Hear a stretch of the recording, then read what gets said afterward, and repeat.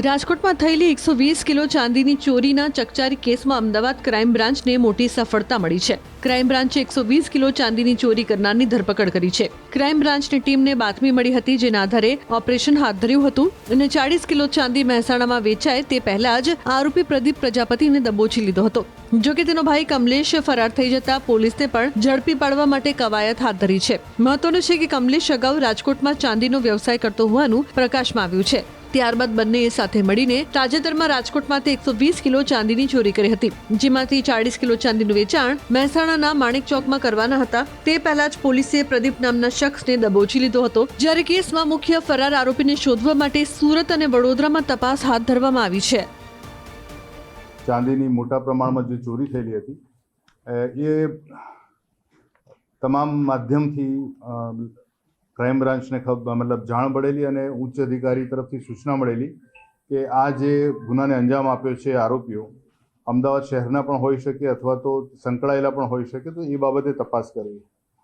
આ અર્થે ક્રાઇમ બ્રાન્ચની કુલ 4 ટીમ કામ લાગેલી હતી અને અલગ અલગ ડેટા, જે જૂનો ડેટા છે એ અથવા તો હાલમાં જે છેલ્લે પકડાયેલા, જામીન ઉપર છૂટેલા, આ જ પ્રકારની એમોથી કામ કરતા આરોપીઓની એક નોટ તૈયાર કરવામાં આવેલી। અને મીનવાઇલ 2 દિવસ અગાઉ એક ઇન્ફોર્મેશન મળેલી કે જે રાજકોટમાં જે શક્તિ સિલ્વર ત્યાંથી જે 130 કિલો ચાંદીની ચોરી થયેલી છે, ચાંદીના દાગીનાની, એ પૈકીની અમુક જથ્થો અમદાવાદ ખાતે આવેલો છે અને ગીતા મંદિર પાસે એક મોબાઈલ શોપમાં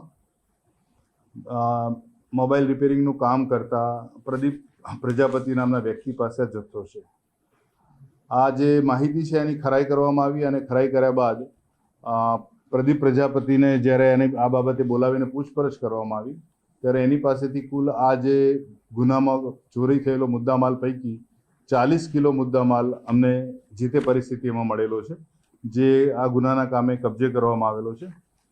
આ જે સમગ્ર બનાવ જે છે એ 3 અને 4ની રાત્રિએ રાજકોટ ખાતે બનેલો અને આનો જે મુખ્ય સૂત્રધાર જે છે આ ગુનાનો એ છે મુકેશ રામારામ પ્રજાપતિ, જે પ્રદીપ પ્રજાપતિનો મામાનો દીકરો થાય છે। અને આ જે મુકેશ પ્રજાપતિ છે એ હાલ તરસાલી વડોદરા ખાતે રહે છે અને અગાઉ ઈસનપુર પોલીસ સ્ટેશનમાં એક ઘરફોડ ચોરીમાં પણ એની ધરપકડ થયેલી હતી। આ મુકેશ પ્રજાપતિ પાસે આ ગુનામાં જે ચોરીમાં ગયેલો મુદ્દામાલ છે બાકીનો એની પાસે પણ છે, એ બાબતેની તપાસ તજવીજ હાથ ચાલી રહેલી છે।